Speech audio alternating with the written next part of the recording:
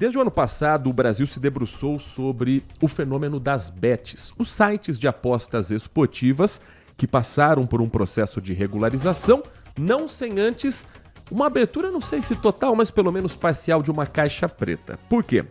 Durante a CPI das apostas esportivas, foram apresentadas estimativas do Banco Central apontando que os brasileiros estão gastando entre 20 e 30 bilhões de reais com a modalidade de apostas esportivas. E também há um outro debate em relação ao uso do dinheiro de benefícios como Bolsa Família e o BPC, o benefício de prestação continuada, para as bets. O secretário de Prêmios e Apostas do Ministério da Fazenda, Regis Dudena, diz que o governo Lula vai proibir que os beneficiários do Bolsa Família e do BPC façam apostas nas casas online com o dinheiro que é de um programa social. A decisão atende a uma determinação do Supremo Tribunal Federal que ordenou a adoção de medidas por parte do governo para proibir o uso de recursos de programas assistenciais em apostas online. Na última semana, isso foi alvo, inclusive, de uma entrevista ao jornal O Estado de São Paulo, em que o governo federal segue bancando que há um trabalho a ser realizado para que não se permita. Porque o benefício, ele é o Bolsa Família. Então ele atende ao marido, à esposa, aos filhos que dependem desses pais dentro de casa. E o dinheiro nas mãos, muitas vezes, do homem é que acaba indo parar para os sites de aposta. Mas como é que está andando esse projeto? Tem atualização? Temos novidades sobre isso? É o que a gente vai conversar a partir de agora com o nosso convidado na linha conosco nesta quarta-feira no Manhã Bandeirantes, o Dr. Felipe Crisafulli, que é sócio do Ambiel Advogados e membro da Comissão de Direito de Jogos da Ordem dos Advogados do Brasil em São Paulo.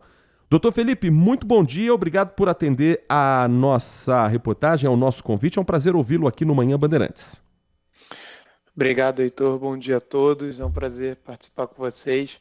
E nesta semana, inclusive, em que a gente está tendo o maior evento de apostas, né, do iGaming da América Latina aqui em São Paulo, o B-Sigma, e a gente, pelo escritório, está aqui comparecendo, marcando presença, vendo as novidades que estão acontecendo. Então, é um prazer falar com vocês daqui também. E esse assunto está em pauta também no evento, a possível proibição de beneficiários do Bolsa Família e do BPC nos sites de aposta? Sem dúvida. A gente aqui no evento tem bastantes palestras que ocorrem durante todo o dia, né? E essa é mais uma das temáticas que estão sendo abordadas. E, obviamente, a gente discute isso também com a Secretaria de Prêmios e Apostas, a SPA, vinculada ao Ministério da Fazenda, para tentar entender como é que eles vão conseguir colocar em prática essa decisão do ministro Fux, que agora, enfim, está saindo do papel, tem a promessa, né, de que vai sair do papel e virar realidade. Eles próprios ainda não nos explicaram, vamos dizer assim, como que vão fazer, ainda estão, né, com essas questões técnicas sendo definidas pelo próprio governo, especialmente pela Secretaria e pelo Ministério da Fazenda, mas, como diz o ditado jurídico, decisão judicial não se discute, se cumpre. A gente pode recorrer e aí discutir, né, pelas vias próprias do recurso, mas até que ela caia, vamos dizer assim, a gente tem de cumprir. Então, na prática, é isso que a SPA vai tentar fazer neste momento, apesar de todas as dificuldades que até a Advocacia Geral da União já apresentou, já informou que existem ainda no final do ano passado, pouco tempo depois da decisão ter sido proferida.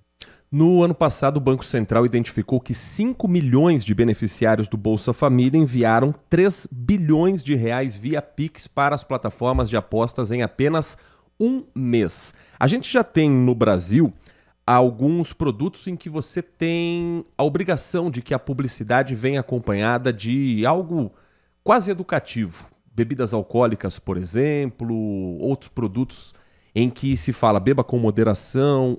No caso das bets, a gente vê algumas empresas falando jogue com responsabilidade. Isso é mais iniciativa da empresa ou isso já é uma adequação à exigência às leis brasileiras? São as duas coisas, na verdade.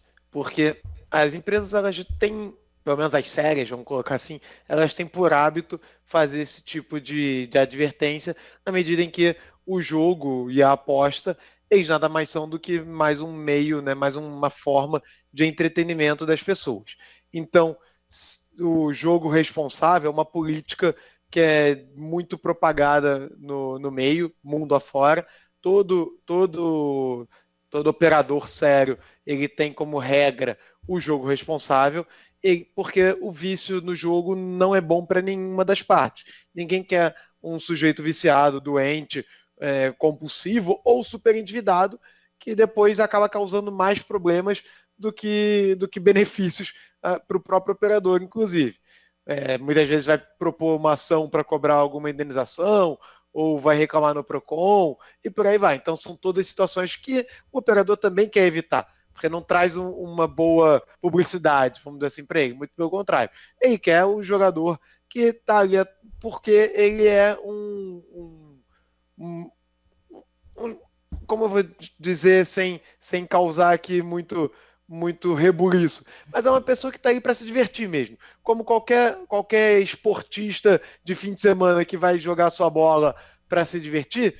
O apostador ele também está ali se divertindo enquanto vê seu time jogar o Campeonato Brasileiro na TV, ou enquanto vê as Olimpíadas acontecerem, seja lá o esporte que ele esteja acompanhando, ou até mesmo, como a gente viu acontecer durante o Carnaval, ou época de eleição, ou BBB, etc., sempre tem possibilidades de apostas serem colocadas, né, nos sites ou mesmo em meios físicos, de modo que, assim como a loteria, né, a Mega Sena, por exemplo, é uma forma de diversão, no fim das contas, as apostas também o são.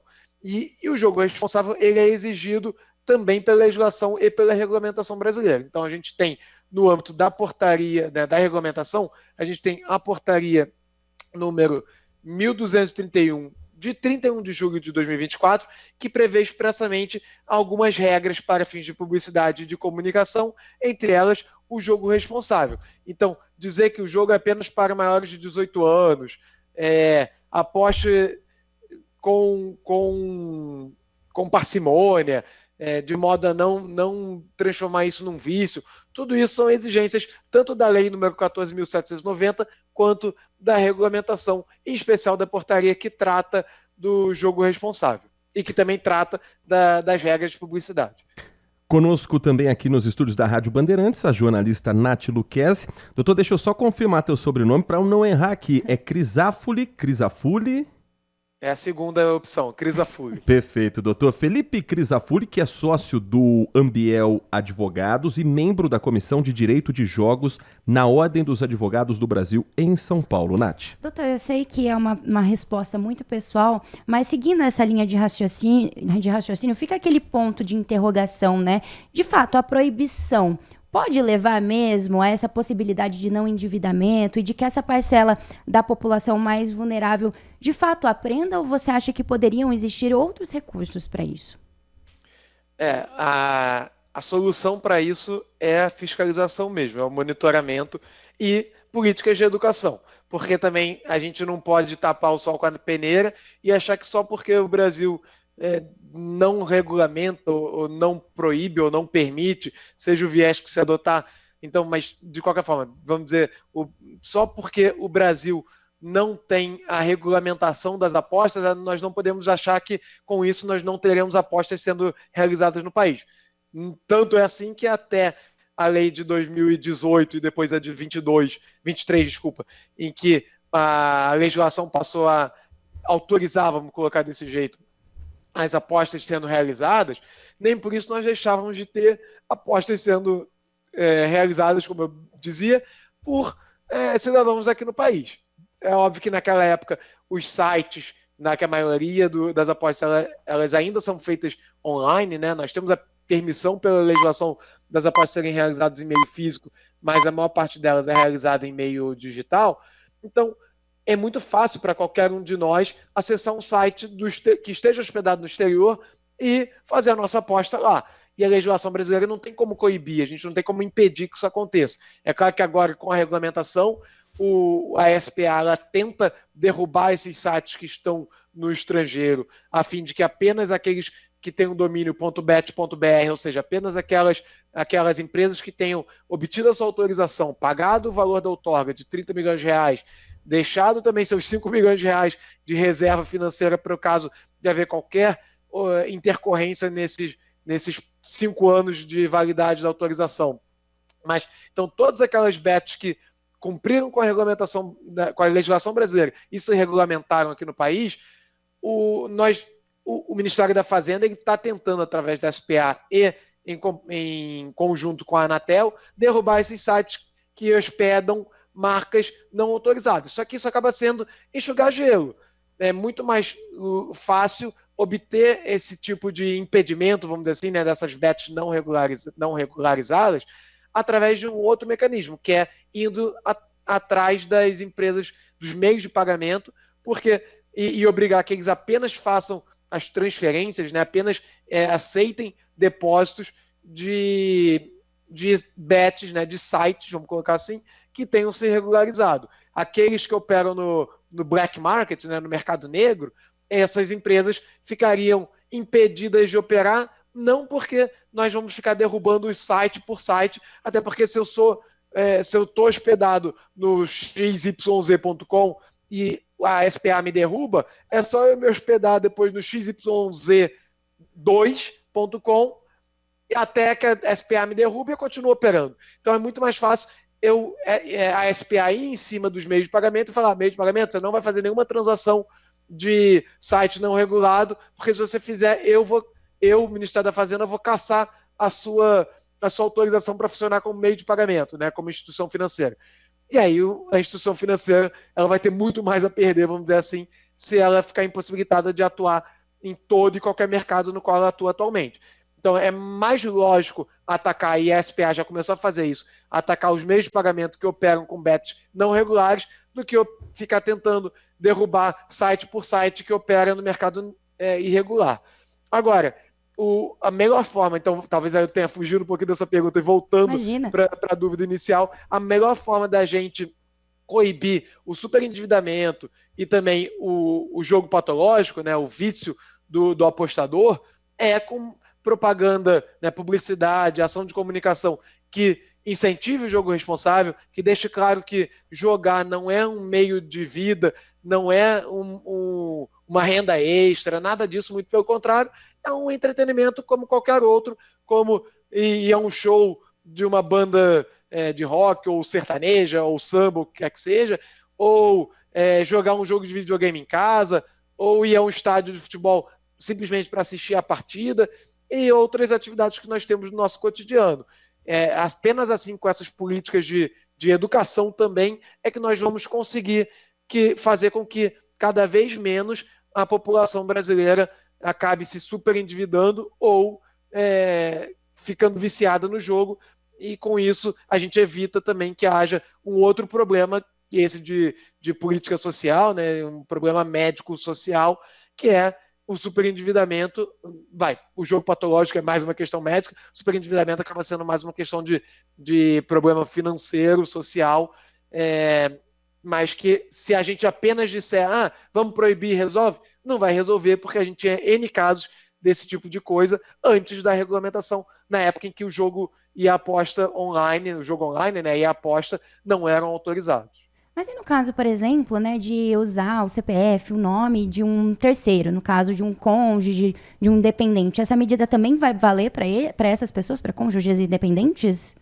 A legislação proíbe que o apostador se valha de outro CPF. Então, eu só posso depositar dinheiro na minha própria conta, no meu próprio CPF, e esse dinheiro tem que sair de uma conta bancária minha vinculada ao meu próprio CPF. Desculpa. Eu não posso usar o seu CPF, por exemplo, ou o CPF dos meus pais, ou da minha mulher, de quem quer que seja, para fazer um depósito em meu nome. Então, se eu me valer de um terceiro para isso, eu estou tentando passar ao largo da legislação.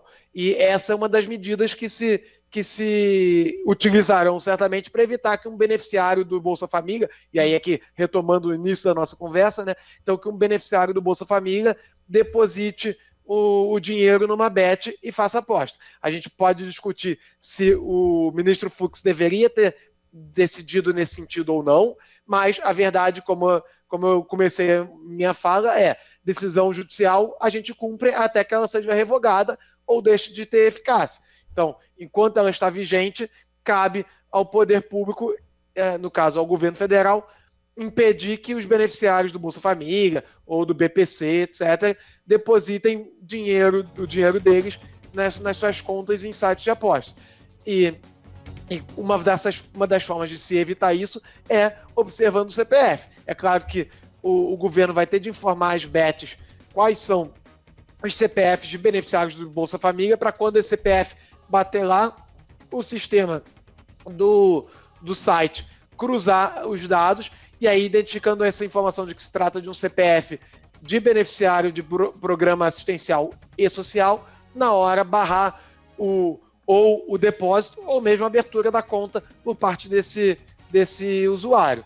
Mas é mais uma questão que a gente discute do ponto de vista de privacidade, porque um dos objetivos do programa do Bolsa Família, especificamente falando, é que haja uma privacidade das famílias beneficiárias. E essa informação vai ter de ser passada para as bets. É claro que as bets vão ter de cumprir também com a LGPD e manter esse dado restrito àquelas pessoas que realmente precisem ter acesso a ele para fins de impedir que o beneficiário do Bolsa Família faça uso da plataforma dele para poder fazer aposta, só que tem uma preocupação aqui com a privacidade do sujeito, porque é mais uma pessoa que vai ter acesso a essa informação, e quanto menos gente souber que o fulano ou o beltrano é beneficiário do Bolsa Família, mais vamos estar cumprindo com a legislação do próprio Bolsa Família, porque assim prevê a lei que instituiu o Bolsa Família, né, no país. Nós conversamos no Manhã Bandeirantes com o Dr. Felipe Crisafulli, que é sócio do Ambiel Advogados, membro da Comissão de Direito de Jogos da Ordem dos Advogados do Brasil e está participando também da Big Sigma, maior feira da América Latina dedicada aos jogos online, às apostas online, evento que deve receber cerca de 18 mil pessoas ao longo de 3 dias, terça, quarta e quinta-feira, e gentilmente encontrou um espaço na agenda para conversar conosco aqui no Manhã Bandeirantes. Doutor Felipe, muito obrigado pela sua atenção, um bom evento, bom trabalho para o senhor, para toda a equipe que o acompanha também. Obrigado, estou sempre à disposição, foi um prazer falar com vocês dois e com todo o público da rádio.